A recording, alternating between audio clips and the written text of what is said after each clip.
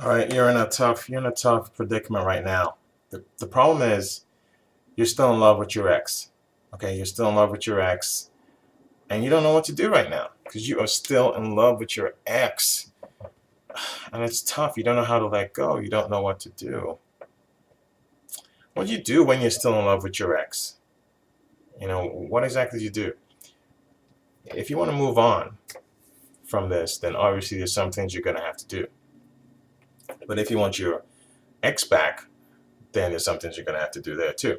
So let's start with if you want to move on, but you're still in love with your ex, but you really want to move on with your life. The best way to do it, if you're still in love with your ex and you want to move on, the best way to do it is to basically say, or essentially get rid of everything that reminds you of your ex that has sentimental value. And when you do that, you want to turn around and essentially move in a totally new direction with your life, in that you're going to get involved in something that you've never done before, something that's going to truly consume your time, okay? But it's something that you love, something that you really want to try or you're curious about. So there's a two-part solution here. Get rid of everything that has sentimental value. Since you're still in love with him, you don't want to keep being reminded of him. So get rid of anything he gave you or anything you shared that had sentimental value. Get rid of it because you need him out of your mind, okay?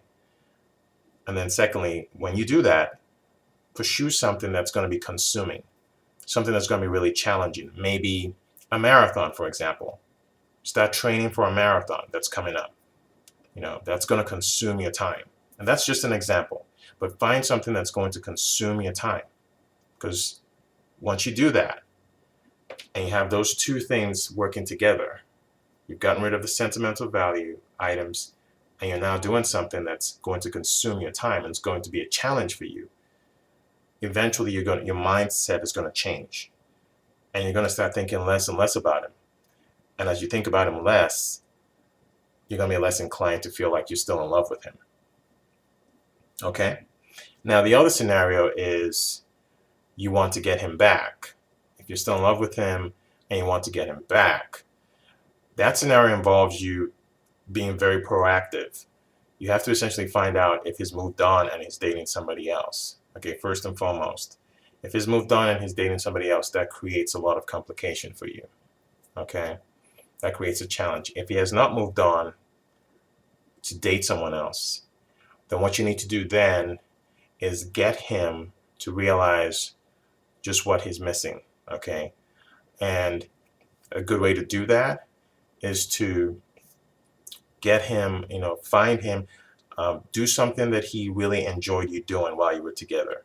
Maybe he loved your baking. Maybe you baked something really good while you guys were together. Bake it, and give it to him, Bake whatever it is and let him have a taste of it.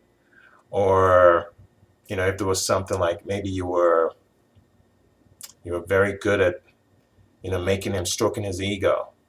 When you see him stroke his ego some more. Make him feel and remember what he's missing.